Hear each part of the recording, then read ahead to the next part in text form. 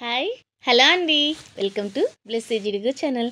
మీకు ఈరోజు సింపుల్‌గా, ఈజీగా, సూపర్ టేస్టీగా చేసుకునే టమాటా రసం చేసి చూపిస్తాను. టమాటా రసం మాకొచ్చిందే కదా అనుకోవచ్చు. కానీ నేను చూపించే ప్రాసెస్ చేయండి చాలా బాగుండిద్ది. 1 టేబుల్ స్పూన్ జీలకర్ర, 1 టేబుల్ స్పూన్ మిరియాలు తీసుకొని కచ్చా పచ్చాగా దంచండి. పూర్తిగా ఇప్పుడే దంచొద్దు. ఎందుకు దంచొద్దు అనేది ముందు ముందు నేను చెప్తాను.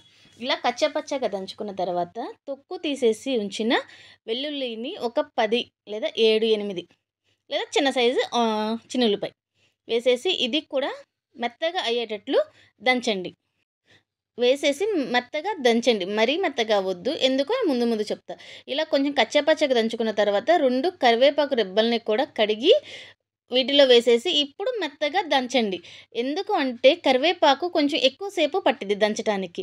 ఈ దంచేటప్పుడు ముందే మనము అన్నీ మెత్తగా దంచుకొని లాస్ట్‌లో కరివేపాకేస్తే పేస్ట్ అయిపోద్ది. అలా పేస్ట్ అయితే బాగోదు టమాటా రసంకి. అందుకని కచ్చా పచ్చాగానే దంచుకోవాలి అని చెప్తున్నా. అలా దంచుకొని తీసి పక్కన పెట్టేసేయండి. ఇక్కడ నేను పావు కేజీ టమాటాస్‌తో టమాటా రసం చేస్తున్నాను. ఈ పండు టమాటాలు.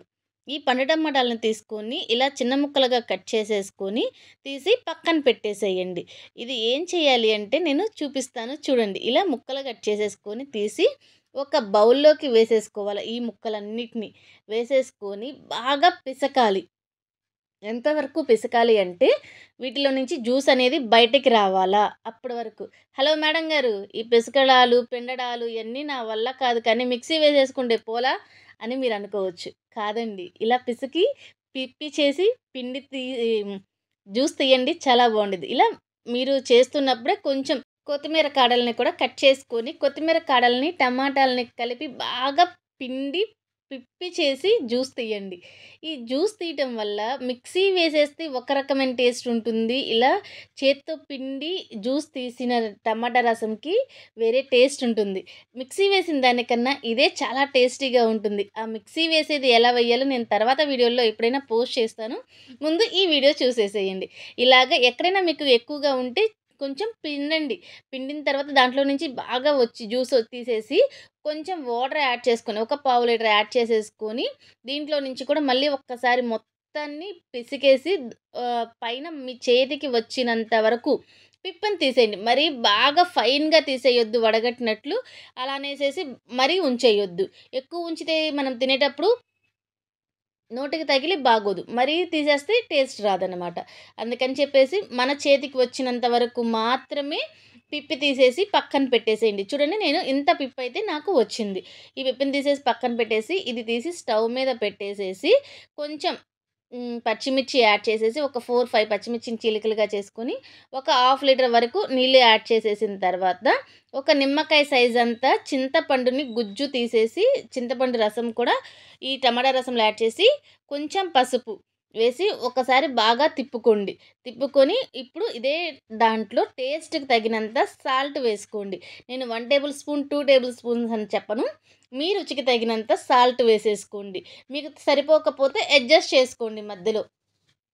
ఎందుకు చెప్తున్నాను అంటే నేను డబుల్ ఎగ్ ఫ్రైడ్ రైస్ చేశాను కదండీ ఈ వీడియో. దాంట్లో టేబుల్ స్పూన్స్ చెప్పినట్లున్నాను ఇన్ని వెయ్యాలి అనేసి. పాపం ఒక bachelor double egg fried rice చూసి నేను చెప్పినంతే ఉప్పు వేస్తే ఉప్పు కసిమైపోయిందంట ఆ ఎగ్ ఫ్రైడ్ రైస్. అందుకని చెప్పి అప్పుడు ఒక డిసైడ్ అయిపోయా. స్పూన్స్ అని చెప్పకూడదు. తగినంత ఉప్పు వేయాలని. అందుకే ఇక్కడ నేను తగినంత ఉప్పు అని చెప్తున్నాను. చూడండి మన టమాటా రసము ఇలాగ బాగా మరగాలి. మరిగిన తర్వాత పచ్చి వాసన పోయిద్ది. అలా పక్కన నురగొచ్చింది కదా! అలా నురగొచ్చిందంటే టమాటాలో నుంచి పచ్చి వాసన పోయినట్లు. ఈ పచ్చి వాసన పోయిన తర్వాత ముందుగా మనం దంచి ఉంచుకున్న ఈ జీలకర్ర, మిరియాలు మిక్సర్‌ని తీసుకొచ్చేసి దీంట్లో వేసేసి ఒక్క పొంగు రానివ్వండి. ఇప్పుడు కూడా ఒక పక్కన ఇలాగ నురగ రావాలనమాట. అలా వచ్చినప్పుడు సిమ్‌లో పెట్టేసేసి మరగనివ్వండి. ఇంకొక 10 నిమిషాలు మరిగితే సరిపోతుంది. ఇప్పుడు ఇదే స్టేజ్‌లో మనము తాలింపు పెట్టుకుందాం.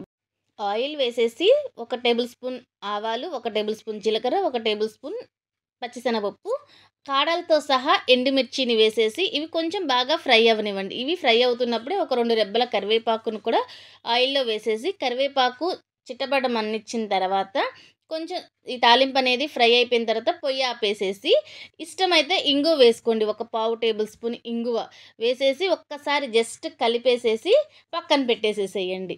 ఇప్పుడు మన రసం చూస్తే రసము ఇలా మరుగుతూ ఉంది.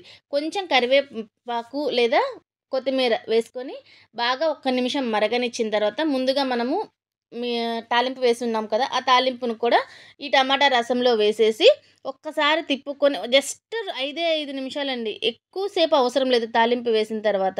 ఎక్కువ సేపు మరగనిచ్చామంటే టమాటాలో ఉన్న ఫ్లేవరు ఇవన్నీ పోతాయి. ఎక్కువ సేపు మరగనియవసరం లేదు. చూసారా? అయిపోయింది. నేను స్టవ్ ఆఫ్ చేసేసాను. ఇలా మరగనిచ్చేసి తీసి పక్కన పెట్టేసేయండి. చూడండి ఎంత చక్కగా ఉందో టమాటా రసం. ఒక్క ముద్ద తినేవాళ్ళు 2, 3 ముద్దలు ఎక్కువే తింటారండి. ఈ రసంతో కనుక మీరు పెట్టండి ఇంట్లో వాళ్ళకి. గ్లాసులతో సహా తాగేటట్లు ఉంటుంది ఈ రసము. చక్కగా గ్లాసులో పోసుకొని కూడా ఇవ్వమంటారు. తాగుతాను ఇవ్వండి అంటారు. అంత బావుండిద్ది. ఇలాంటి మంచి మంచి రెసిపీస్ కోసం చూస్తూనే ఉండండి నా ఛానల్‌ని. Thank you. Thank you for watching.